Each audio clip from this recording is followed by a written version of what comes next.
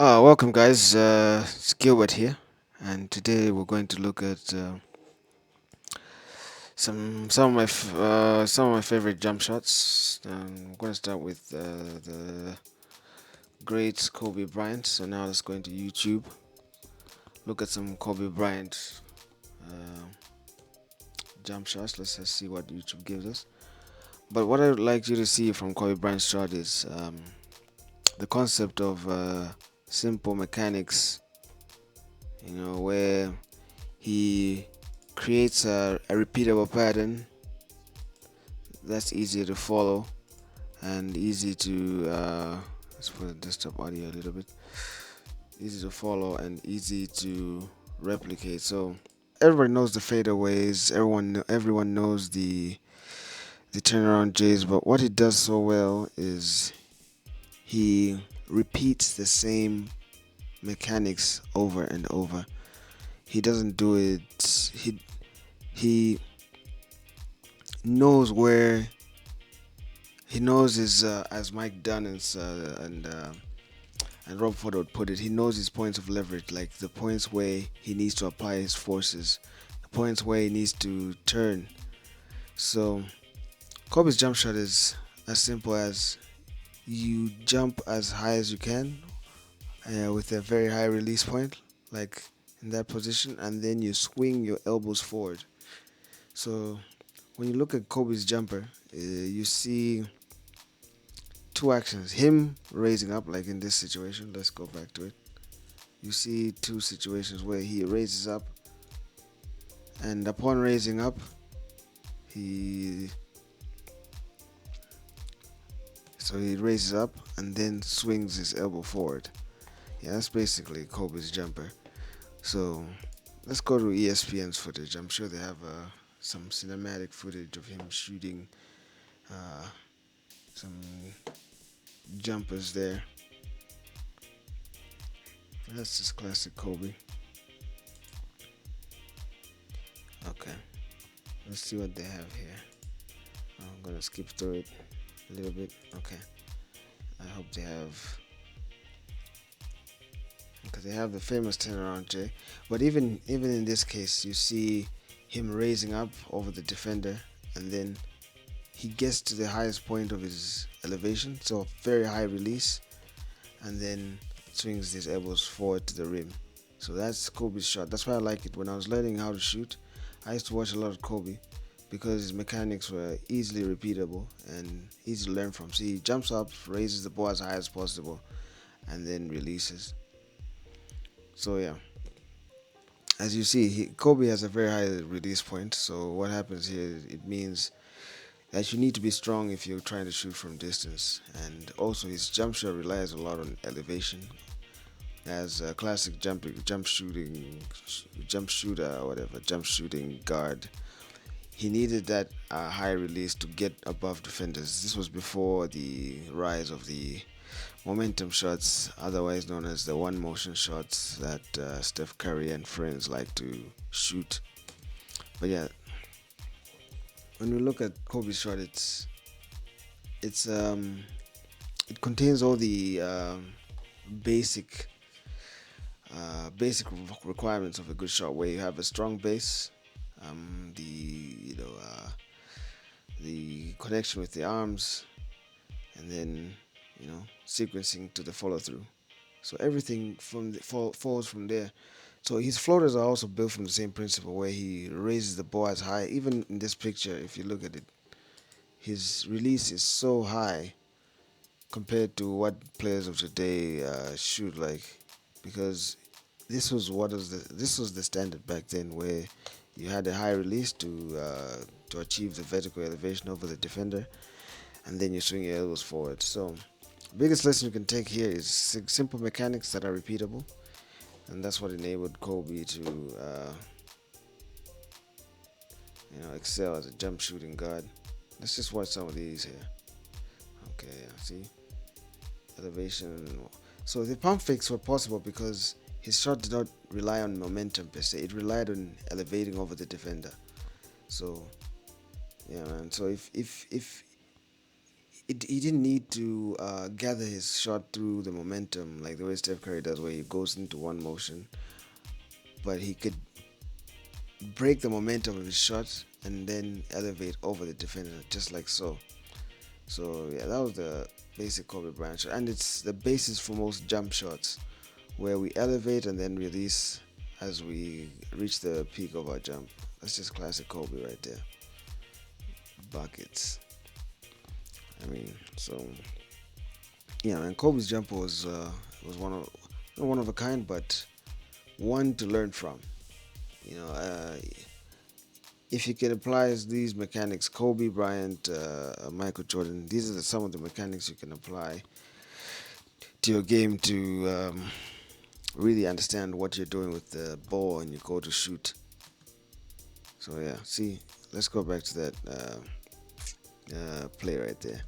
So he plants with 2 feet, raising. This step is what makes Kobe's shot, raising the ball above the defender. Him being a tall guard and a strong guard, he could rise above most defenders and release at the peak of his jump. And that's basically unguardable if you know end up in his face. So how can you apply it to your jump shot? So one of the things you can do with your jump shot is to find points that you can repeat and then fine tune it. So as you see in this picture, just look at how high his release is. Man, this is high. This is so high compared to what Steph Curry does. Man, Steph Curry. Let's just go Steph Curry set point. See what the Googles give us. Alright, we have a slow motion shorts video here. See, already you can see that Steph Curry's set point is way lower than that to Kobe. Where Kobe has it somewhere over here, right behind, close to, just above his head, directly above his head. Let's go back to that. Let's just see Kobe's one more time. Right. The stats. That's a great picture of him shooting. Alright, let's go here. I think we went too far. Yeah, that's good.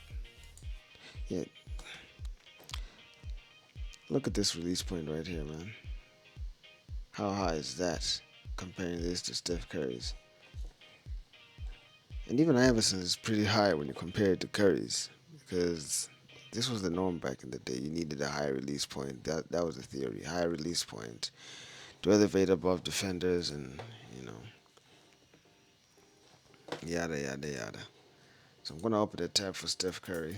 Steph Curry's set point. Just for us to appreciate the differences.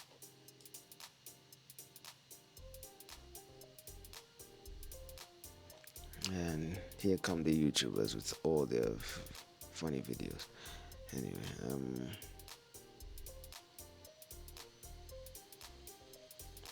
so yeah, if you look at this point over here, like Kawhi and KD, they possess that old school shooting set point. Let's just call it set point for now. The two position, the point where the ball begins its path to the basket, compared to the Currys who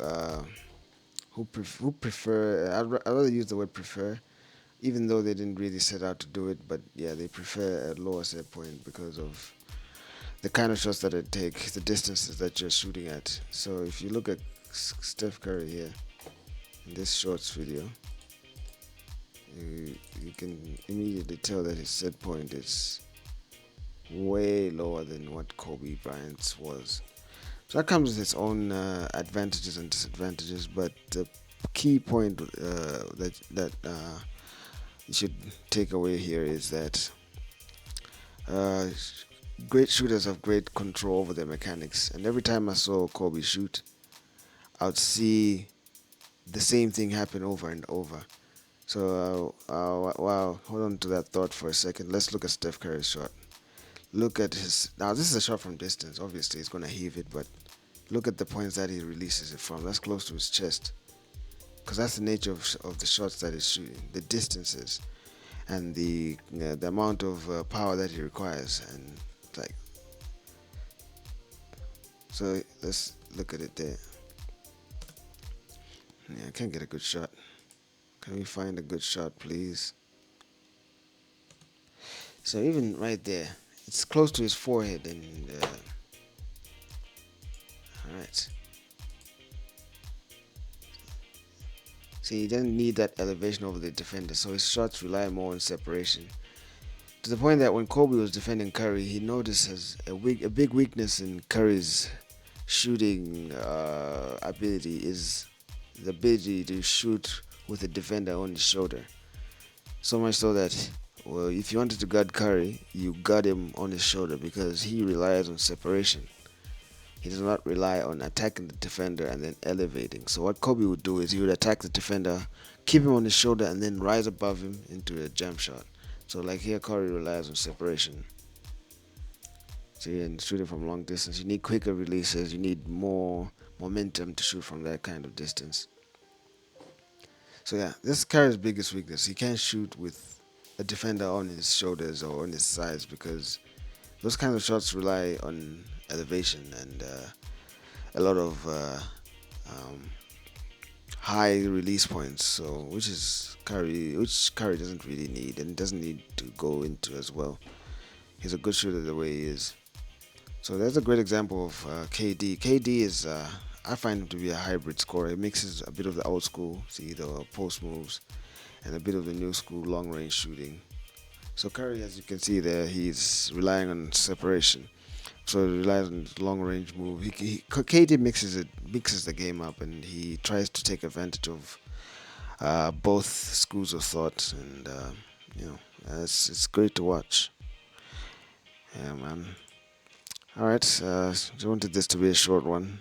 Let's see how it goes from here. Yeah, guys. Anyway, I'll see you on the next one.